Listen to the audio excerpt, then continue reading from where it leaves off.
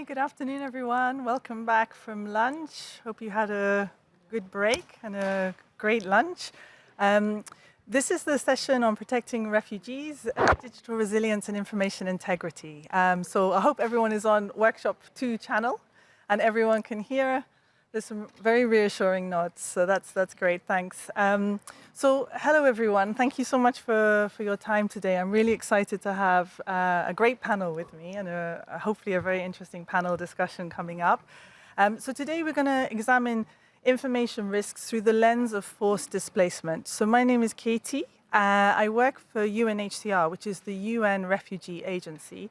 I work for UNHCR's digital service and on a work stream called Information Integrity, which is looking at how we can strengthen information integrity to mitigate against the challenges of information risks online that directly impact the lives of forcibly displaced and stateless people. So this includes refugees, asylum seekers, people who've been internally displaced within their own countries and people without a citizenship, so people who are stateless.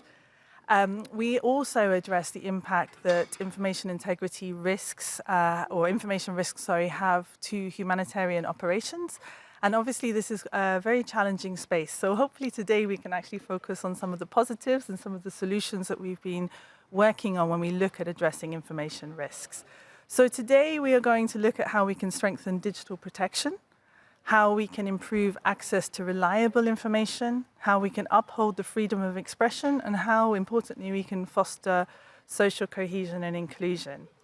So our key question is how can we do this collectively as well? And I think that this really speaks to the purpose of the IGF. How can we really strengthen multilateral partnerships? How can we really engage with different community members, different groups within societies to address this challenge? And hopefully this is a sort of exciting panel where we can talk about some of these solutions as well. But just to get started, and I'm going to ask my colleague Ondine online to help us with this process. It's a little bit of enforced audience participation, and there might be some resistance to this after a heavy lunch, but please do give us your views and ideas. We're going to do a little bit of an online Menti. So hopefully you can see coming up on the screen a QR code. This might be a familiar process to you. If not, please go to the menti.com and enter your code. So if you're joining online, and hello to participants online, if you're joining online and you can't take a photo of your own phone, please go to menti.com and enter the code. And we should start coming up a couple of questions. I'll just wait for everyone to take a photo of the code.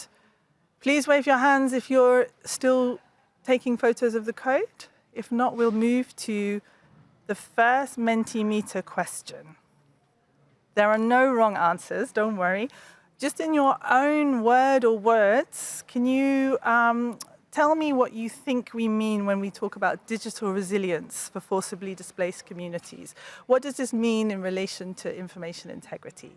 And hopefully we'll have a lovely word cloud up there when we think about digital resilience. We'll give a few minutes for those online and those off. I can see at the bottom that it says 0 out of 29 participants have... Oh, okay. Thank you, whoever was the first person to have the courage to hit send.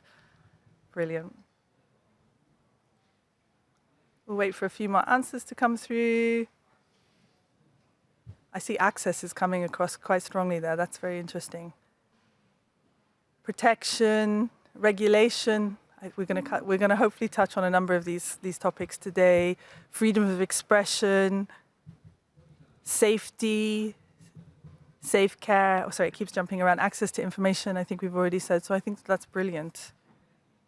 Financial security, safety online, rights and duties. That's also something that we'll talk to today. Authenticity.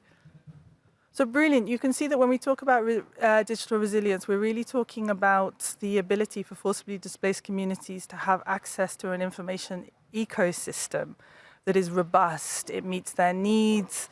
It allows them to express their concerns, their stories, tell their, have a voice in a place where they feel that they have access to information securely and safely. And that's what we're talking about when we come to digital resilience. Now that sounds great, but we'll move to the next question on Dean. Obviously, there are some challenges when we talk about digital resilience for forcibly displaced people. And so can we think of what might be some of the barriers when we look at that sort of safety, security, freedom of expression and access to information ecosystem that we're considering? So we'll just spend a little time thinking about the barriers.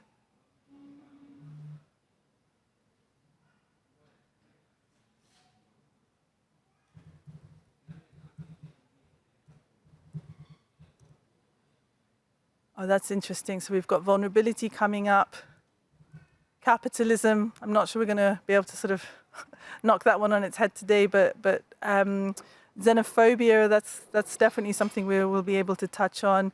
Lack of network, some of the digital divide challenges as well. Fear and censorship and surveillance. I think that's also coming across quite strongly here. Knowledge. Untrusted trust and safety and access and reliability as well. Okay, so not wanting to focus too heavily on the challenges and hopefully moving quite quickly to sort of the solutions, I wanted to introduce Therese for our opening remarks. So Therese Marie Upstrom Pankratov is the head of the Humanitarian Innovation Program at Innovation Norway. And Innovation Norway are our key donor that we've been working with on one of the case studies, or on the case study that we're going to present today. So Innovation Norway supports humanitarian organizations to enter into innovative partnerships with the private sector. And so we also have our private sector partner on the panel today, which I'm quite excited to talk about the collaboration that we've had in South Africa. Therese is a strong believer in partnerships across sectors being worth the effort. And I think, again, that speaks to the spirit of the IGF. She's previously worked with the Permanent Mission of Norway to the UN in Geneva, the Norwegian Refugee Council, Save the Children, and UNHCR, the refugee agency. So quite a familiar topic when it comes to some of the challenges that forcibly displaced and stateless persons experience. And Therese, it'd be great to hear from you sort of some of the reasons why you were interested to support multi-stakeholder partnerships. Thank you. Sure, great, thank you. I'm really looking forward to this session. I think already this week I've attended quite a lot of sessions where information integrity has been the topic. And so I think this conversation will fall well within that discourse and help us focusing on one of the key topics I think we need to look at, which is people that are forcibly displaced. I think we all know that vulnerable populations are particularly affected by mis-dis and malinformation. And so this focus is really important. And I think we've also established throughout this week that safeguarding information integrity is one of the key challenges of our times. It's augmented by technological development that has made it easier to develop and spread misinformation. And in humanitarian operations, we tend to talk about information being protection, and it sounds a bit humanitarian language-wise, but when we think about it, it makes a lot of sense in that we know that when we have access to quality information, it helps keep us safe, and when we don't, it causes a significant risk. So, as Katie said, I work for the Humanitarian Innovation Program. It's a program that is fully financed by the Norwegian Ministry of Foreign Affairs, and it is managed by Innovation Norway. And we're set up to encourage, support, and de-risk innovation partnerships between humanitarian organizations and the private sector that would like to design and develop solutions to humanitarian challenges. And we have an annual call for proposals. So about 2 years ago, UNHCR responded to that call, and they said that they had identified a lack of solutions in combating misinformation, disinformation, and hate speech, targeting or affecting forcibly displaced and stateless people. And so they wanted to design an innovation process and find partners from other sectors to test the use of pre-bunking strategies that could proactively counter false and potentially harmful narratives before they take hold. And safeguarding information integrity in crisis has become one of those areas of work that is referred to as a wicked problem. I think it was illustrated really well now with the word cloud and all the challenges that you listed. So we call it a wicked problem, not because the problem is evil, but because it is really complex and it has a lot of interdependent factors, and there is not one clear-cut fix that can help us address it. So when we want to solve key challenges like this, we need innovation and we need partnerships. We cannot go it alone. Solving wicked problems requires a deep understanding of the stakeholders involved. It requires a deep insight into various technologies or other possible solutions. It requires an innovative approach characterized by dialogue with actors from various sectors and expertise. And it requires trust-based partnerships and collaboration along a process shaped by design thinking. It's really complex. And in this case, the partnership was needed between those who have a deep insight into the context and needs of people affected by crisis and that are forcibly displaced, deep insights into social media, artificial intelligence, and other technologies that are used to spread misinformation, and deep insight into behavioral sciences that can help us understand how people establish trust in information that they seek or receive. So one actor alone will not be able to master all these skills.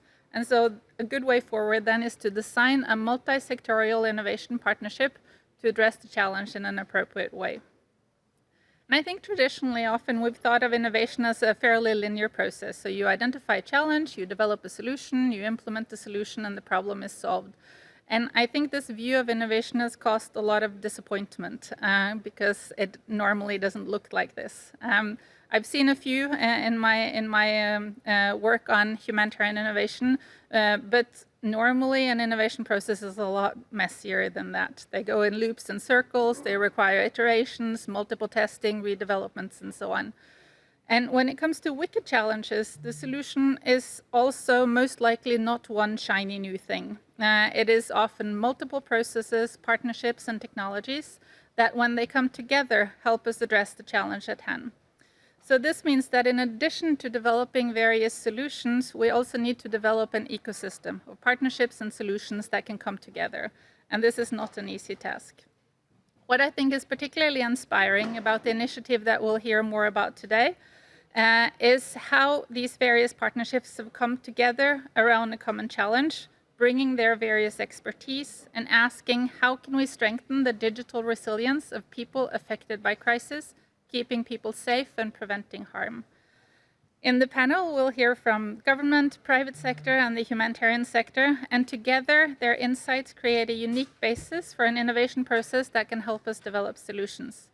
I think the panel discussion today will help us both understand how we can support the digital resilience of people affected by crisis and how we can shape innovation partnerships to solve big challenges. So I very much look forward to hearing from the panelists. Thanks so much, Therese. And so without much further ado, we're going to move to the panel. I'll do my best to introduce quite a formidable bunch of speakers today, so I'm very excited. So first I'll start with my colleague Mbali. Mbali Mushitama is a UNHCR colleague. She is a protection associate. She works for UNHCR's multi-country office, which covers a number of countries, and she's based in Pretoria. So in her role, she really supports social cohesion in South Africa. She's a strong advocate for the rights of refugees and helps to address protection challenges that they face, really ensuring a community-based and community-led approach. And so hopefully Mbali is going to touch on some of the ways in which we've really tried to bring in the community voice into the project.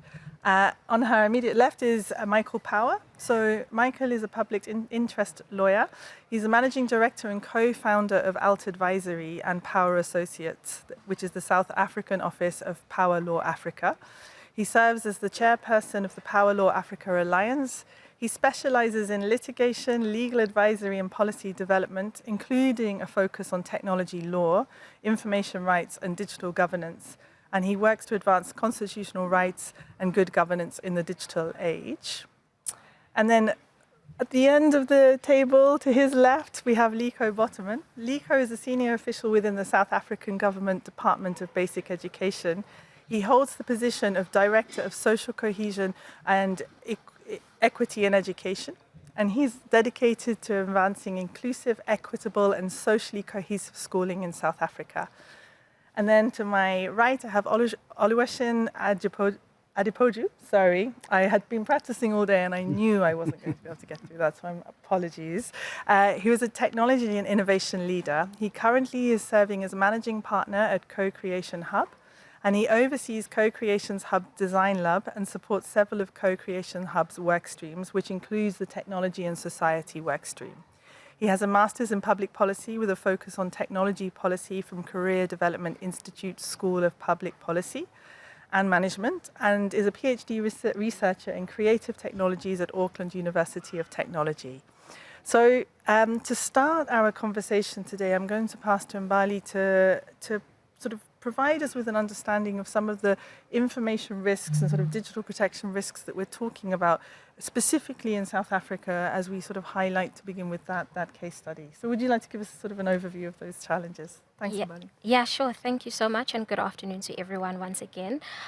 In my experience working with refugees in South Africa, we have observed over years a rise of misinformation and hate speech, particularly targeted at foreign nationals, and we see a rise in this, especially towards the election period as well. But we also have to look at the context of South Africa. South Africa is 31 years into its democracy, and during the early stages of its democracy, a number of commitments were made around equality, inclusion, and access to resources. While South Africa has made significant strides in achieving this, we also must recognize that there are still significant gaps. And an example of this is the high unemployment rate in the country. I think it's currently sitting at just over 32%, as well as the limited public resources. And so we find that where there are limited public resources, it can create a sense of competition. And that can also result in a lot of social tensions, which is what we have observed within the host communities where refugees particularly reside.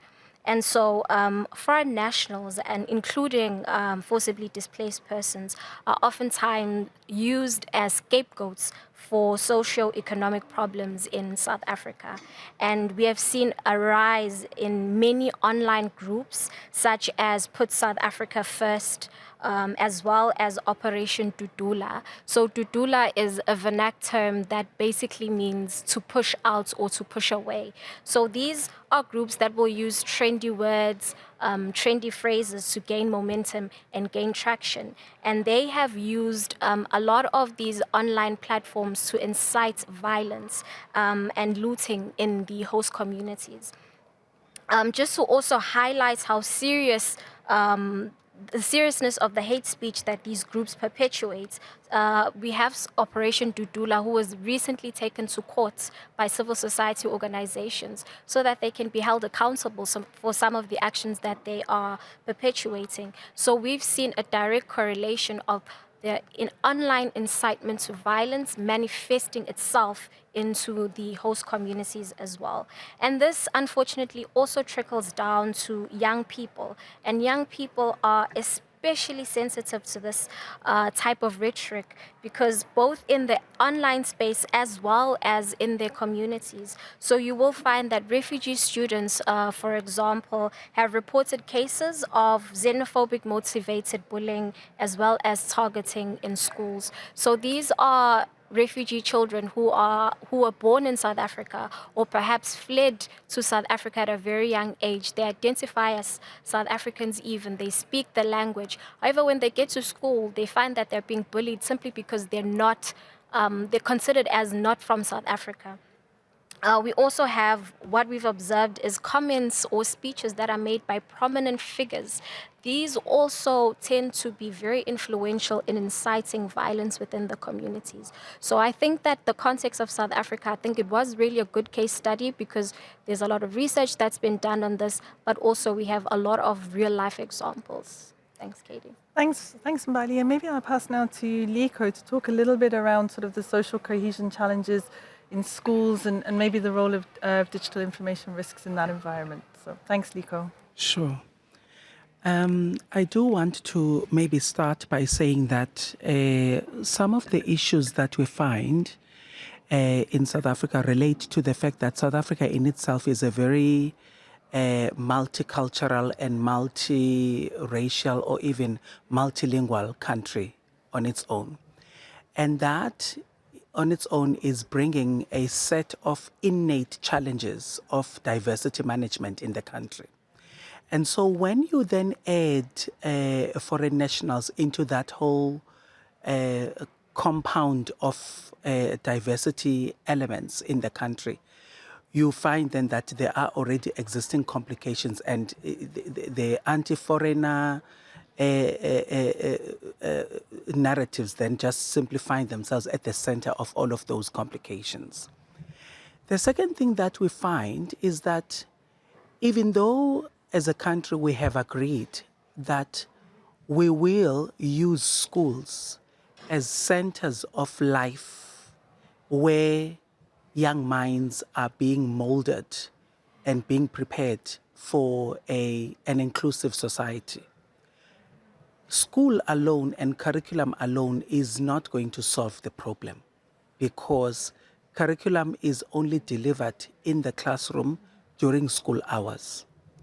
And this child goes back to school where these narratives are perpetuated. I mean, they go back home, rather, where these narratives are perpetuated.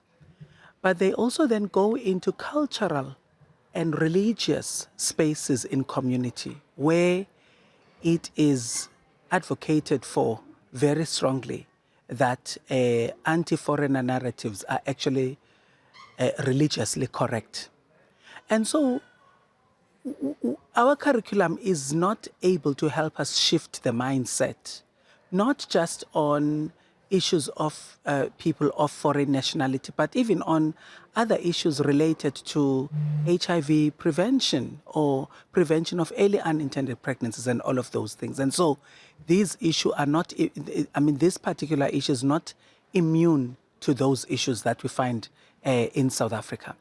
And so we've got a greater task as the basic education sector to begin to think about education beyond the classroom and understand ourselves playing a role to educate not just the child in the classroom in front of the teacher, but to educate even the country, because we are a basic education department. And that is going to take a while, because on the one hand, the creative thinking around positioning education as a public education entity. But on the other hand, there is this thing that says that it's not your role to guide value systems of the country. It's not your role to guide belief systems of the country. And so you need to start and end with the core business of education, which is literacy and numeracy and other school subjects. And so we find ourselves in a tug of war quite a lot, because now we've got to play this role of helping the country move forward, but at the same time understanding how far we can go and what our limits are as a sector. Thanks, Liko. Maybe I can just follow up on that a little bit with the sort of point around digital resilience. So when we came to you and said, you know, we wanted to work on the concept of sort of strengthening digital resilience, how did you think that that was valuable, and how did you think it might support the National Action Plan? And maybe for the purposes of the audience, just sort of outline that a little bit for us. Thank you. Well, there had been a belief that in South Africa we've got digital divide, we've got inequality, this and that. But actually, people who have undertaken research about access to technology in our country are coming up with some very interesting data that actually says that even the most rural people have got access to technology, and in spaces where we never thought that there is access to technology. And so for a very long time as a government, we didn't think that we need to address technology facilitated discrimination of any kind. But what is happening now is that our population is growing ahead of us. because they've got access to technology. They are already absorbing the misinformation and disinformation. So it is up to us as government to rethink how we see ourselves and how we see our country, and begin to maybe intentionally begin to work on disinformation and misinformation that exists in the digital spaces, because children are already there. South Africans are already there. And if we don't, by the time we get them, we would have lost them to the misinformation and disinformation. Great, thank you. Thanks, Liko. Michael, I'm going to pass to you now. And just for the technicians at the back, I think we're going to have a couple of slides on. We've been talking about this project in South Africa, and I think probably we need to sort of outline a little bit what we mean. So if you could walk us through sort of some of the approaches we've been testing together. Thanks, Michael. Sure. So thank you, Katie, and to the entire UNHCR team, as well as Innovation Norway, for hosting us on this panel.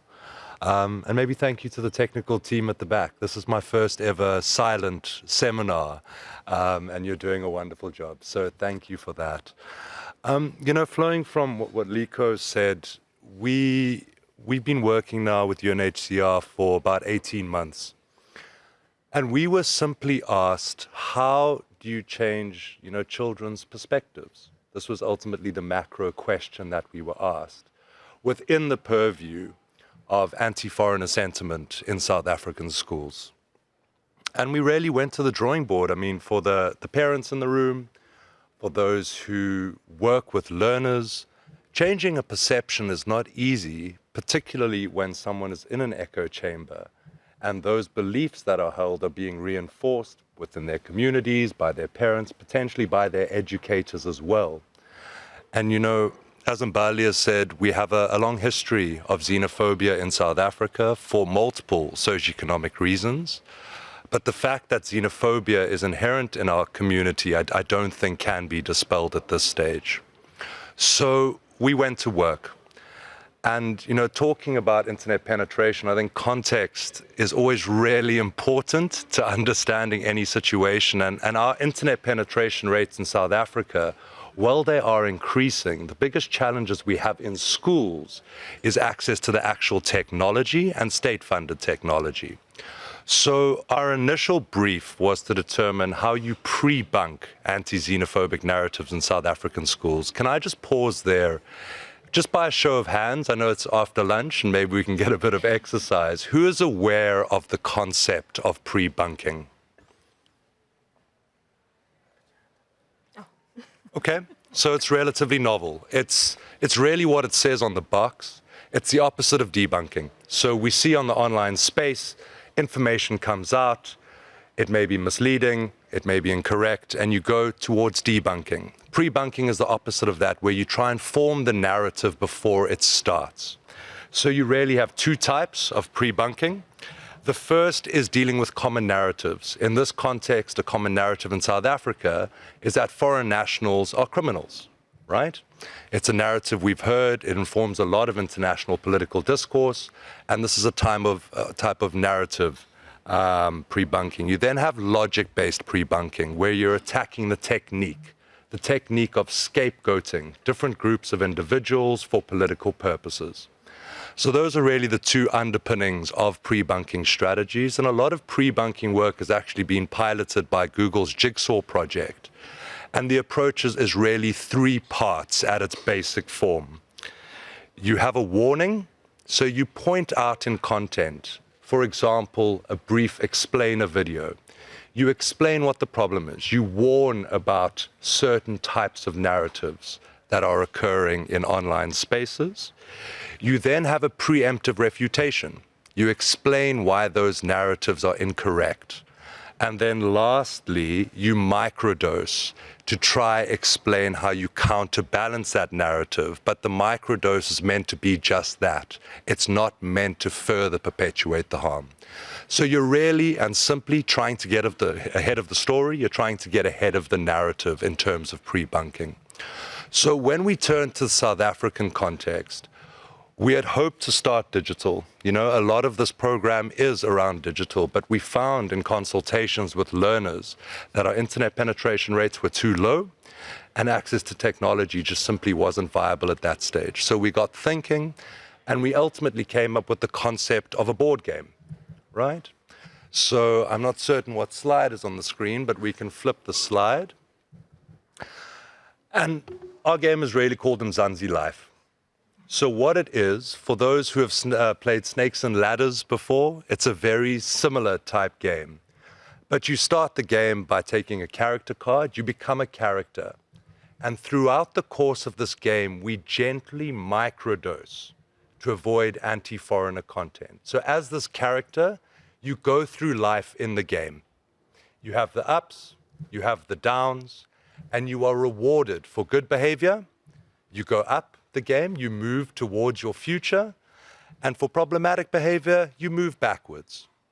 And what we've done, and really the difficulty and challenge with pre-bunking, is getting the narratives right. If you're too blunt about the situation, you often lose your audience. It's about nuance, it's about subtlety, and it's really about ensuring that before children are exposed to these types of narratives, they already have some type of information to countermand it. You know, we learned today that Norway has a critical thinking day where critical thinking is promoted in schools throughout the country. We don't have that day.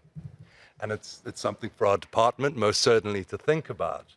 But this type of educational material, which is the board game coupled with a facilitation guide, is an approach that we've looked into to pre-bunking this anti-foreigner sentiment that we're seeing online. If you go to the last slide, and for us, what has been most telling is, you know, adopting a multi-stakeholder approach, ensuring extensive consultation. The early results of testing of this game have somewhat exceeded our expectations.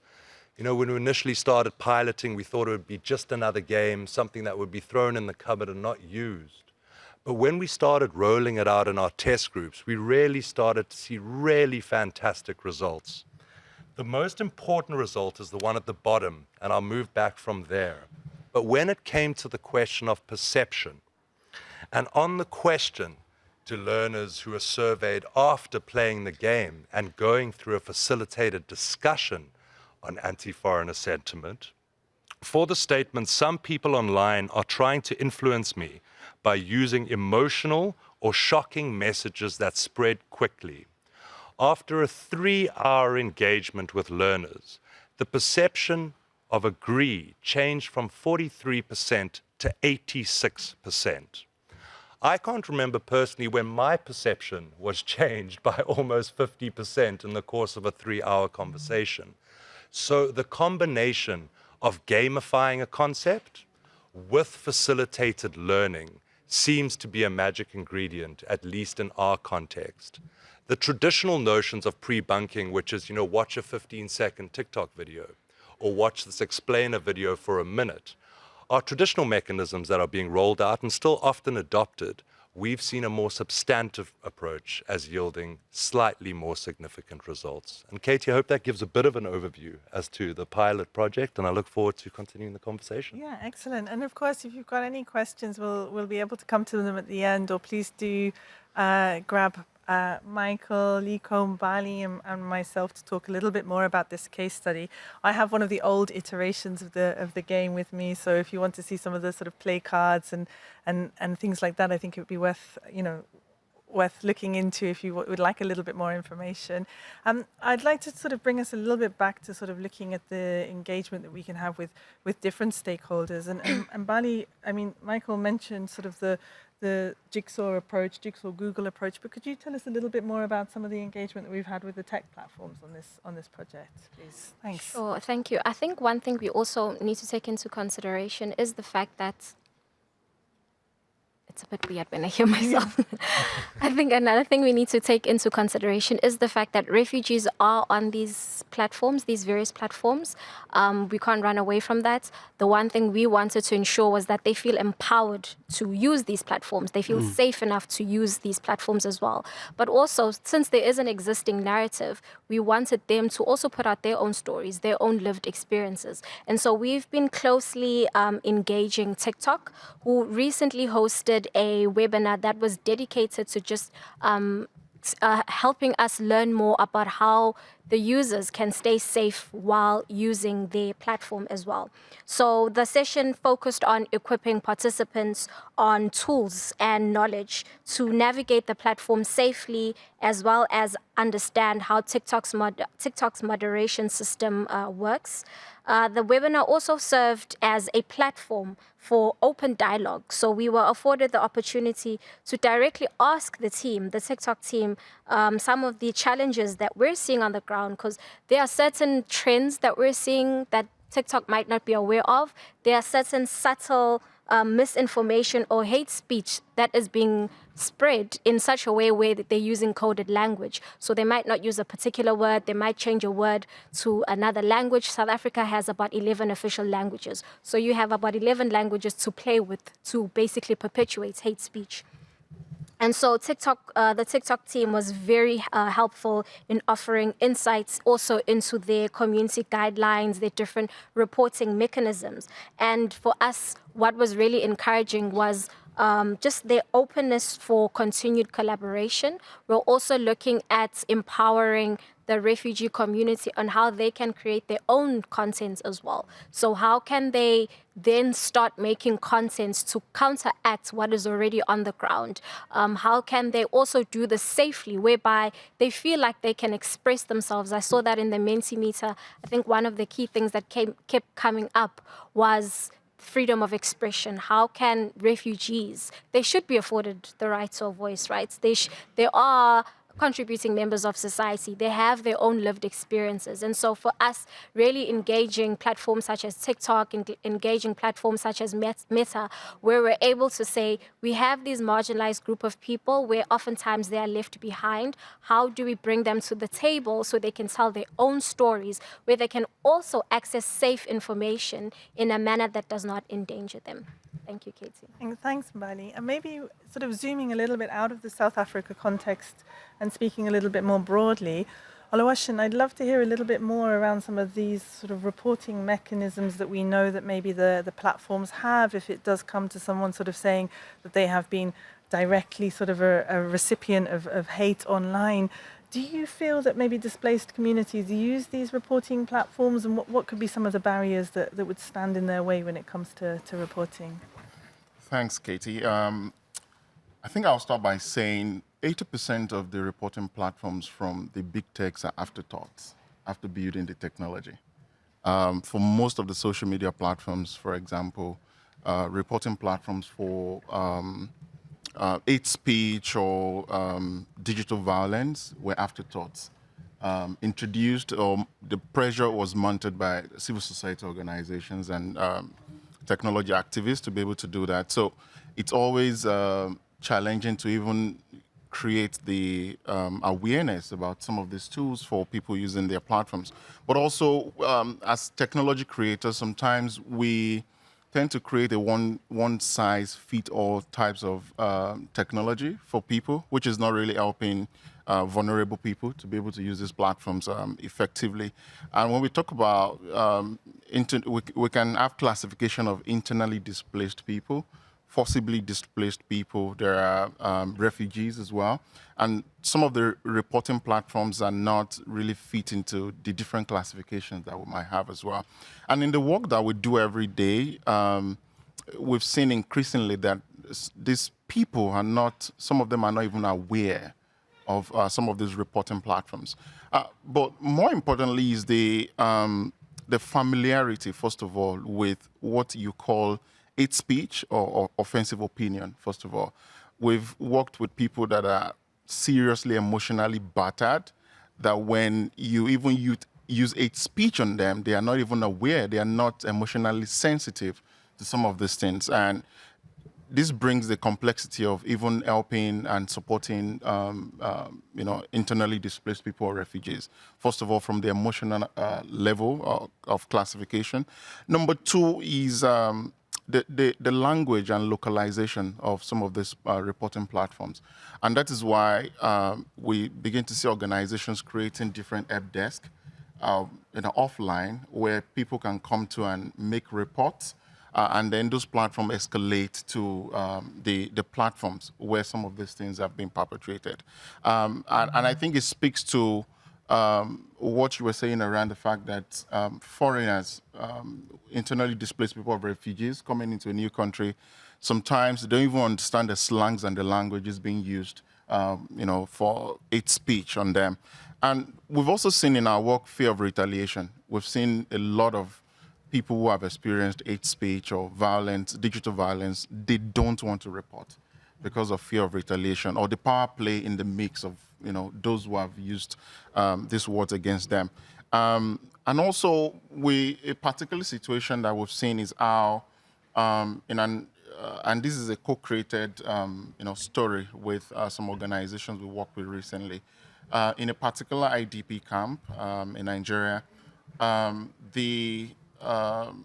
should we call them the warders or the people in charge? A particular person in charge was making sexually violent comments towards a particular young lady. And it comes with intimidation. They don't want them to speak out. So it took another IDP to report to law enforcement. And the first thing the law enforcement did was to ask if the lady was suggestive in her behavior, and then that, just discouraged a lot of young ladies facing this kind of situation to report. So it also comes to the responsibility of those that we have actually, appointed as those in charge of, refugees or IDPs in the first place as well. So there's a wide range of, I would say challenges facing IDPs and internally displaced people. But I think more importantly is the localization of the platforms that, for example, we addressed a situation where it was a violent revenge porn, that's the word, right? Image-based digital violence on a particular platform. And we had to work with two other organizations to be able to escalate the situation to the platform because this particular person didn't want to go on the platform to use it because of a lot of historical issues when it comes to, we've seen people report in the past and nothing was done about it. So it shouldn't be a case of afterthought. I think in terms of the development of these platforms now, they have to be, it has to be with integrity. It must drive trust in people. But also it must be contextual in the way that people use it. And the kind of work that we do, we have a command center where people can come to, and for those who trust to escalate to us, and then we escalate to the platforms. And those who need psychological support as well, we provide that along with the service. Great, thank you. I was going to ask you as my follow-up question, but you already came there in terms of some of the practical steps to improve these reporting mechanisms. So along with sort of the localization, I heard you talk about sort of some of the partnerships that you were working with as well. So is there any sort of other, how can the tech sector help do this better? Is it by engaging, local actors? I think the big techs need to engage the local actors because the truth is that when there's breakdown in trust, people don't want to use these platforms to report directly. And if people have a structure they already trust, either in the community or with other civil society organizations that they are comfortable speaking with, I think big tech should be able to come down and work with those organizations to be able to address these issues better. There's a lot of underreporting happening because of these trust issues. And also the way in different contexts, our law enforcement has also addressed some of these issues with levity, right? So there should be a community approach where there's a report the offender kind of situation in those communities. There could be, we organize, people on WhatsApp. We also organize on, people can reach out via, other platforms as well. But the truth is that there are more than in every local government, you can have at least 25 civil society organizations or local actors who are genuinely interested in addressing some of these issues. And they are a great gateway to the big techs to be able to get some of this reporting. And we should not also limit this to what is happening on platforms online. There are offline situations as well that can be escalated via independent platforms outside of social media as well. And I think we should build more platforms outside of social media that encourages people to come out and speak about these things. Because for social media, it's either you resort to canceling people or you keep quiet. But for independent platforms, for offline situations, and I think we have more offline situations, physical words, violent words or actions spoken to internally displaced people or refugees, that should be escalated. Because when we go the route of digital literacy, you might say some of these guys are not on Facebook, or they are not on X, or they are not on any social media. But the offline one is even more in the work that we do, that we see every day. Yeah. Great, thank you. Thanks so much. So we've talked about reporting mechanisms, and Michael, I'm going to put you on the spot with quite a long question now, but looking at, if we bring it back to the conversation around sort of digital resilience and how can we create an environment that is supporting the digital resilience of refugees, of asylum seekers, how up to the challenge is the policy and regulation environment when we look at that question? Are they sort of protected currently when it comes to policy and regulation? Thanks, Katie. I mean, it's a complex question, and I would, really welcome a conversation with colleagues in the room who work and have different perspectives on this. I mean, in my view, at least from the context we're in, I think the practice is really the challenge, and I'll start there. I mean, the practice in supporting vulnerable groups who are subjected to hate speech, mis and disinformation is wholly inadequate. There's often re-victimization. We've heard a series of lessons learned. And it's not only the platforms here that are the culprits, from policing stations, whether it's a refugee or a survivor of the sharing of a non-consensual intimate image. The practice is simply not to involve people or to re-victimize or re-blame or victim blame through a series of processes. So given that the platforms have increased their dominance over an extended period of time, the state response practically has been wholly insufficient. And I think that is informed by the regulatory landscape. Regulating hate speech is difficult, right? We're seeing as we speak that Twitter is challenging new laws, sort of, hiding behind the Hate Act, or New York's hiding behind the Hate Act. In our jurisdiction in South Africa, we do have legislation. It is somewhat enforced.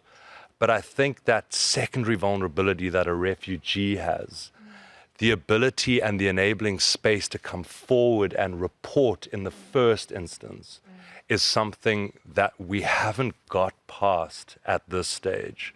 So policy, at least in the South African perspective, there's no specific policy that looks to refugees or internally displaced people on these particular questions. The broader framework is emergent, but it's very much whack-a-mole and scattershot, right? We're dealing with cybercrimes here. We're dealing with non-consensual image distributions here. We're trying to look into platform power through competition policy.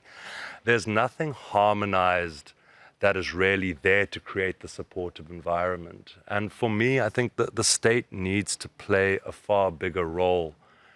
Colleagues have referenced these independent mechanisms that are being used for reporting. One of the partners on our project, Media Monitoring Africa, runs a platform called the Real 411, which is an independent platform that you can report to that then pursues complaints with the platform themselves. And I think there's been varying degrees of success, but again, it's a question of scale.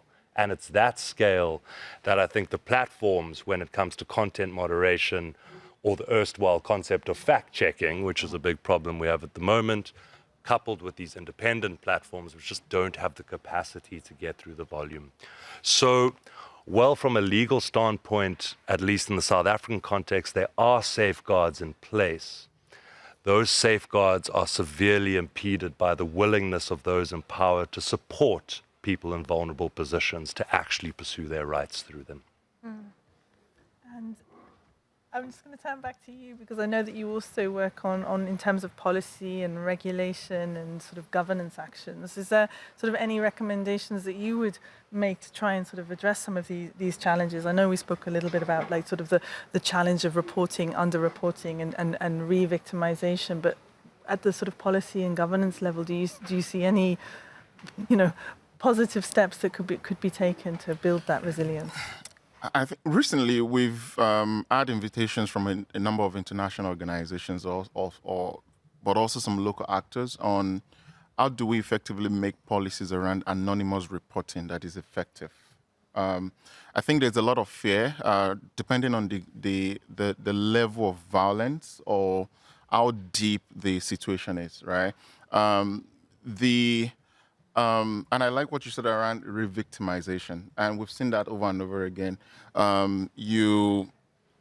Maybe it's a process started from somebody making rape, statement towards a particular person, and they didn't report. It continues. The rape eventually happened, and then they eventually reported, or somebody even supported them and encouraged them to report.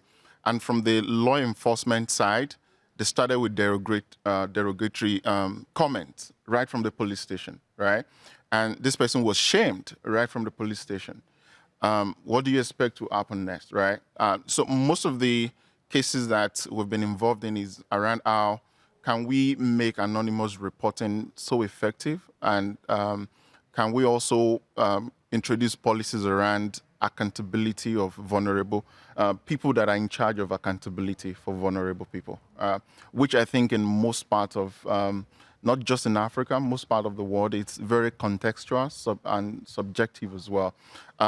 We've also seen situations where people that are supposed to be in charge of addressing these issues have their own independent way of seeing the situations, because we don't have a lot of policy framework that helps us, address some of these issues. So you judge it based on what you feel that, well, that is not a rape, or that is not violence. I don't believe, a lot of personal opinion. So how do we introduce policies that harmonizes some of that takes lessons from some of these practical issues? Number one, to make anonymous reporting very easy and effective. Accountability for people in charge of addressing some of these issues in government and in law enforcement. And number three, the localization of the platforms. We've seen, reporting platforms that are just in English language, but somebody only speaks a particular language in a part of Nigeria. How do they report? And then also for help desk by independent organizations to also have different mediums of reporting as well. I think policy in these three areas can be a low-hanging fruit to get started. Okay, thank you. So Mbani, I'll just pass back to you because we've heard a little bit around some of the, the practical case study through Mzansi Life. We've also heard a little bit around sort of the role of potentially of reporting mechanisms and sort of regulatory and policy. But you engage directly with refugees themselves. What practical ideas have they given you to sort of strengthen their own digital resilience?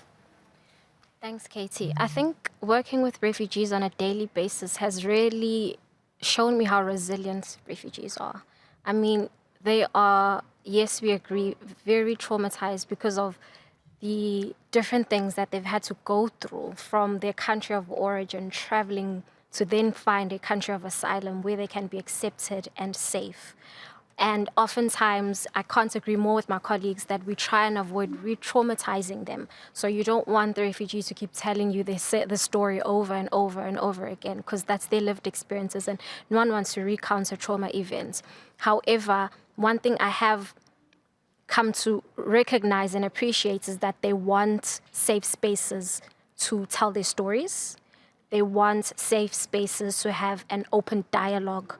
They want safe spaces to report any activities or any incidents that they feel they may have been violated. Someone may have violated their human rights. And so for me, I think what I've heard over and over again is that it's great that we meet in these platforms to discuss these issues, but more than ever, we cannot make decisions for them and about them without them.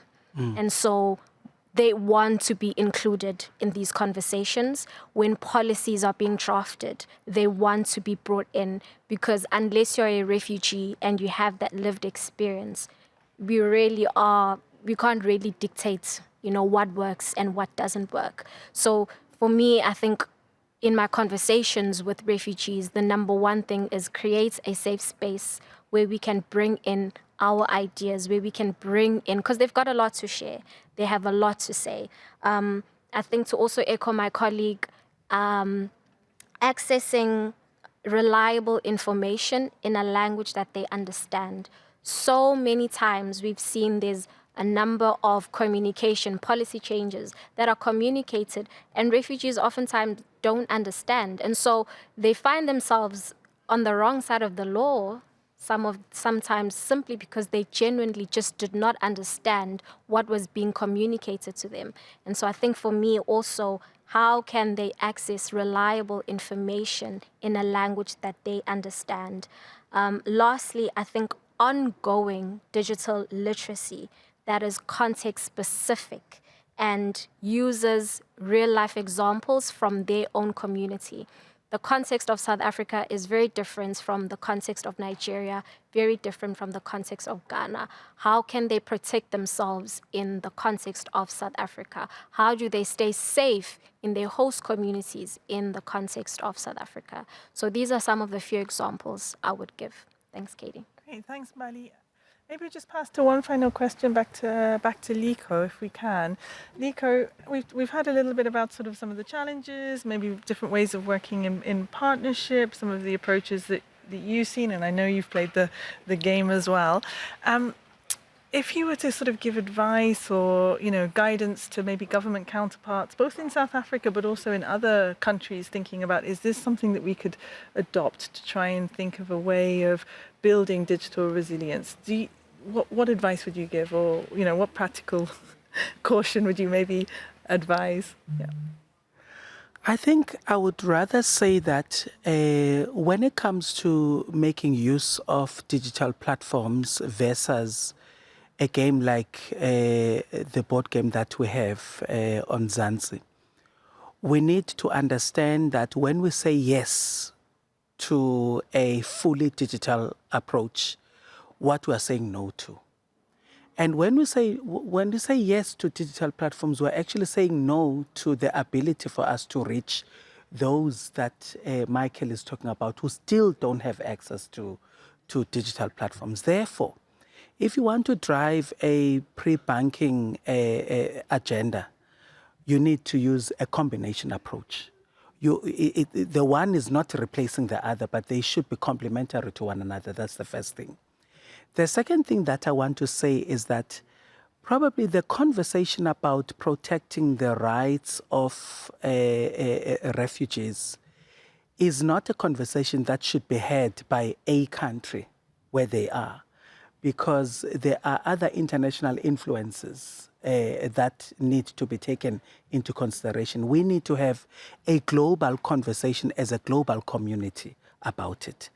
The third and the last thing that I want to say is that, yes, the fourth industrial revolution has brought on us the pressure to, to get onto technological and digital platforms.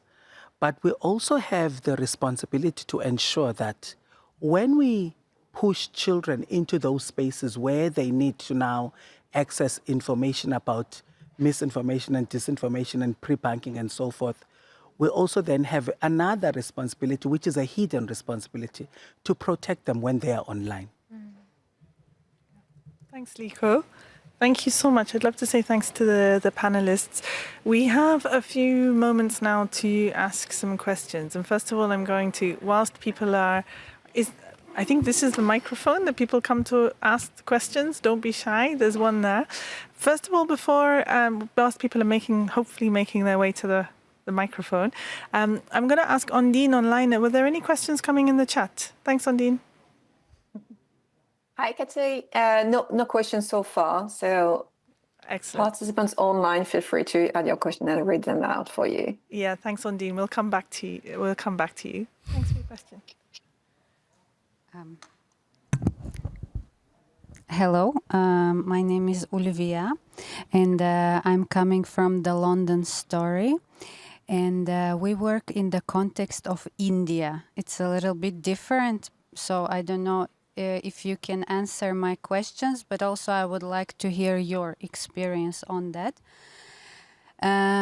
We document cases where we work a lot on refugee protection, etc. And India is not a party to the Refugee Convention.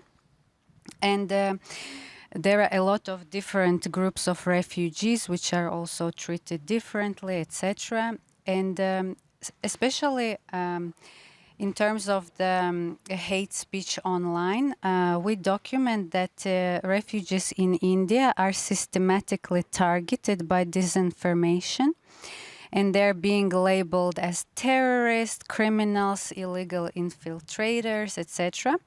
And these narratives are often pushed both by the state actors and also by non-state actors. And they're being accused of different things that they want to grab lands, etc., like all sorts of things. And this also results into like arbitrary detention, expulsion, like all sorts of violence, and also communal violence.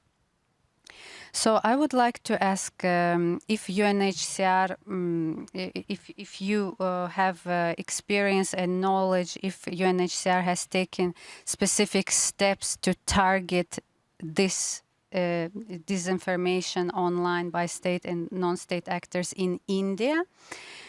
And more broadly, how does UNHCR respond when harmful narratives are either generated or tolerated by state actors? And also, I would like to know what you do in the context where the state did not ratify the convention and UNHCR has a limited mandate, like in India. Thank you. Do we have some more questions to come through, Undine? If there's any on the screen? No, nothing. Any further questions?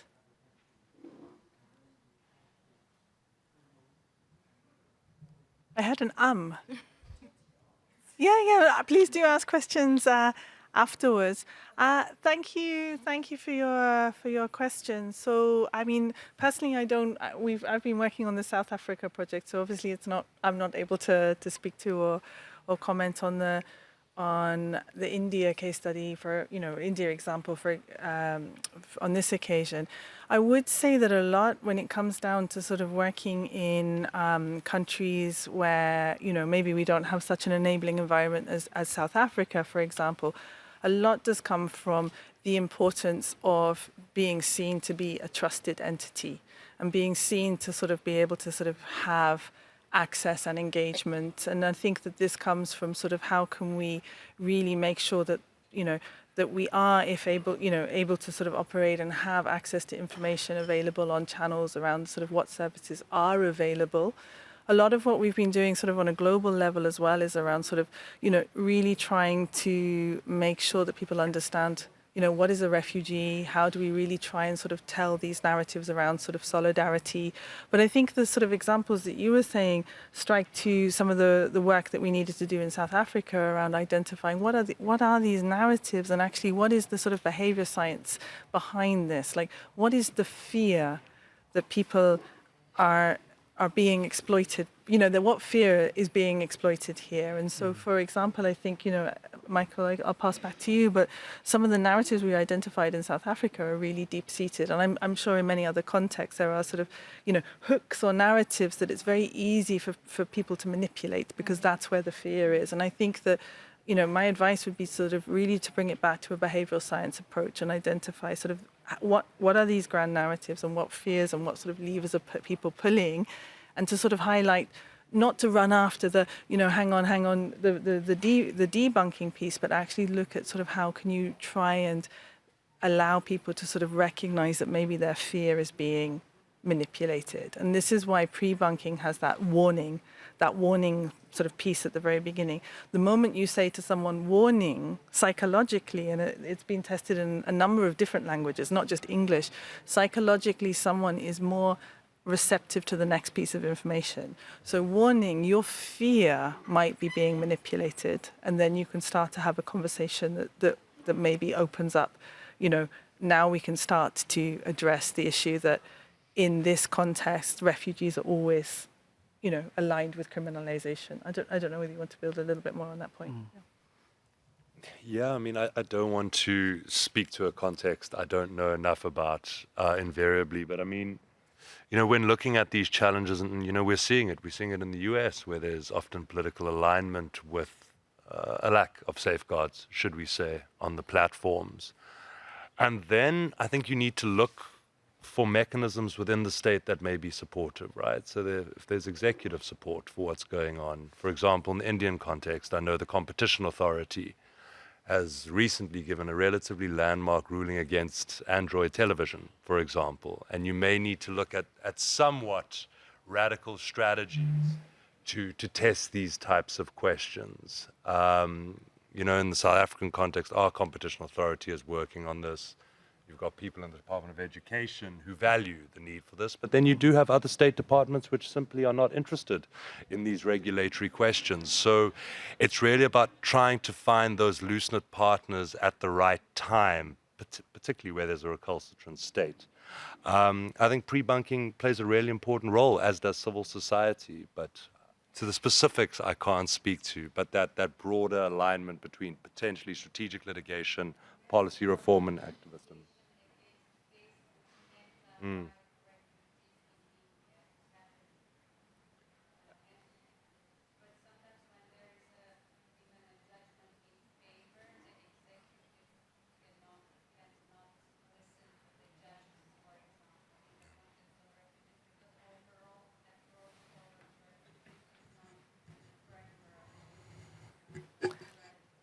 I'm just letting the online colleagues know that was a comment from the floor, but it wasn't in the microphone. So I could see Undine was looking at me like as if she'd lost connection. So apologies, online participants. Thank you. Were there any further? There's one more question, and then we can maybe move to Therese to closing remarks. No rush, no rush. There's a question in the chat also, Okay, Katie. Undine, do you want to read your question in the chat, and then we'll come to the Sure. question on the mic? Yeah, thanks. So that's a question from Berik Sedusa. So I'm reading it out. How do we ensure that digital resilience initiatives for refugees and IDPs in Africa do not overshadow their urgent needs like access to food, water, and shelter? With many displaced communities still lacking basic necessities, is investing in digital tools a luxury or a necessity? And how can we do both without trade-offs? Great question. And then we'll come to the question on the mic, and then I can, yeah. Should I? Yes, please, yeah. Hi, everyone. A very informative discussion. So I personally worked for one of the big tech company before, and before that I worked in NGO in China for educational assistance to refugee children. And I actually found out, in addition to disinformation, misinformation, which is inaccurate information, there are some of the information with refugees that maybe it's true. For example, maybe some negative news, maybe some crime or violence happened because of, everyone. It could happen to everyone, and but it's so then some information would easily get spread because of, I guess, algorithm, or also maybe people's human has cognitive bias. Just you reinforce the negative image. So I think it's neither misinformation, disinformation, also not really like hate speech. It's just the fact that spread may be faster than the opposite way. So I'm just curious, because for me, I think that's make actually also huge damage in terms of public's perception of this vulnerable group. So I'm just curious about if you people on the stage have worked or think about approach that could address this issue. Great point, thanks. I think we have one last question, and then we can come back to the panel. Thanks. Hi, my name is Pumzile, and I do a lot of work around disinformation in South Africa. And I've worked on a couple of projects around foreign influence operations. And this has been kind of xenophobia in South Africa has been a big concern of mine for a very long time. So I'm glad to see that this kind of work is taking place. But what does it look like in future, in the next couple of months? Is this something going to continue?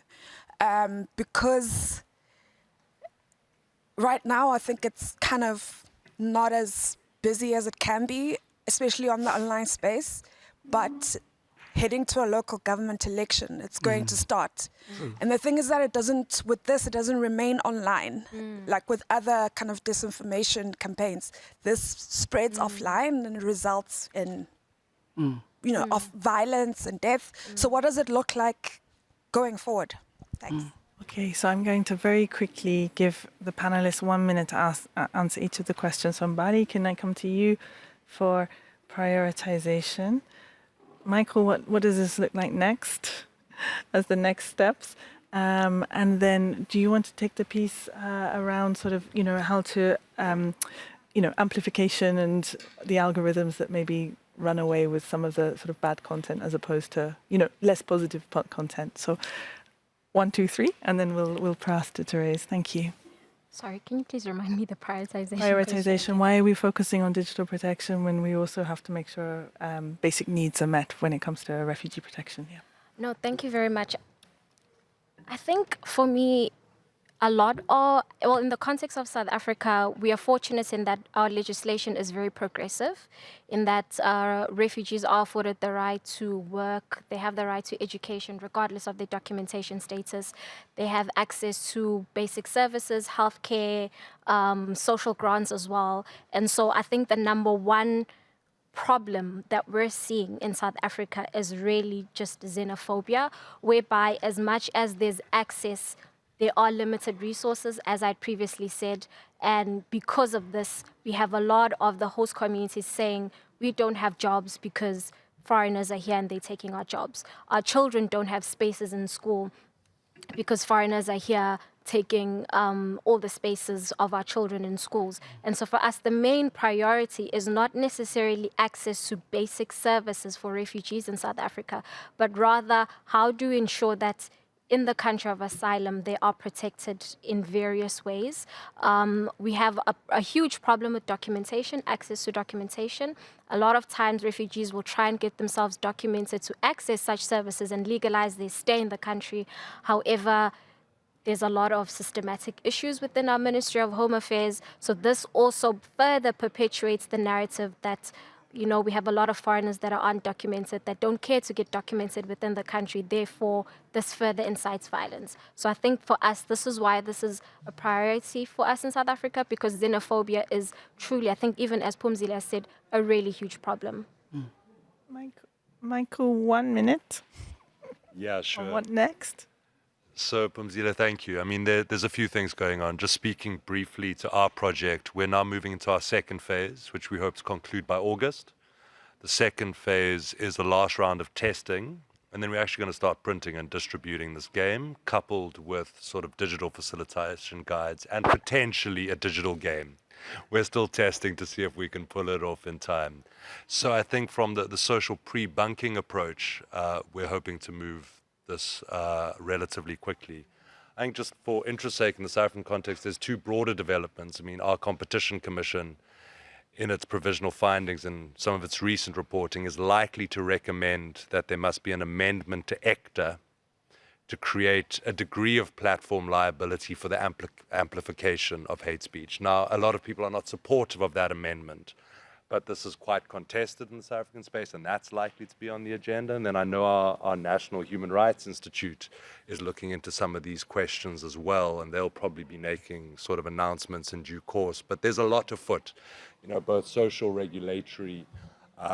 So we are trying to move cognizant of the deep concerns, but equally, with deference to LICO, I think rolling this out in South African schools is also a process. But I think we're live to the urgency of it, undoubtedly. Thank you. I realize that we are being told that we're really strictly out of time. So, Therese, I'm sorry, we're just going to sort of skip over the last question, but maybe we can find you after to discuss the points around sort of what do we do about sort of the algorithms that augment, narratives that sort of spin out and drown out positive content. So I'll ask you to stay behind Olusan. Therese, sorry, I think you probably have minus minutes, but it would be great to hear sort of a wrap-up summary. I think we've got a couple of minutes to hear from you. Thank you. Okay, great. Thank you so much for an enlightening and inspiring conversation. It's really great to see the trust-based relationship that has been created amongst you as partners, and I think that's really key and essential to have an innovation process with impact. It's also equally inspiring and great to hear the fundamental understanding of the need that you're designing the innovation process around, the deep insight into the challenges around information integrity in the context of displacement. So we've heard about the rise in online misinformation and hate speech and the wide range of challenges faced by people that are forcibly displaced. And you've all emphasized the importance of community-based approaches and multi-stakeholder engagement. We've heard about the participatory process that you've had in South Africa with the youth, how you've listened to them and iterated your solutions, and the importance of localization of digital platforms. And we've also heard about the potential pre-bunking, which was new to most of the participants, so that's really encouraging to hear. Now, I said in the beginning that an innovation process to solve wicked challenges rarely leads to a shiny new thing. And I think what we've heard about today is exactly this, all the multiple partnerships and multiple smaller solutions that come together and create impact. But we have also heard about a game, and shiny new things are always fun, and the significant impact that game seems to have already now. So I look forward to seeing how that is being further rolled out. We've also heard about the need for safe spaces for people that are forcibly displaced to have their voices heard and share their stories. And I hope that's something that we take with us as we move forwards. I hope you all leave inspired to engage in this process moving forwards, and that we'll see all of you and have a future opportunity to collaborate. So thank you. Therese, thank you for summing up. I always think that that's always like one of the hardest tasks of the panel. So I think that was excellent. I'd like to say a huge thank you to Liko, Michael, Mbali, Olusan and Therese for their participation today. And thank you everyone for attending. It was great. And sorry we didn't have time.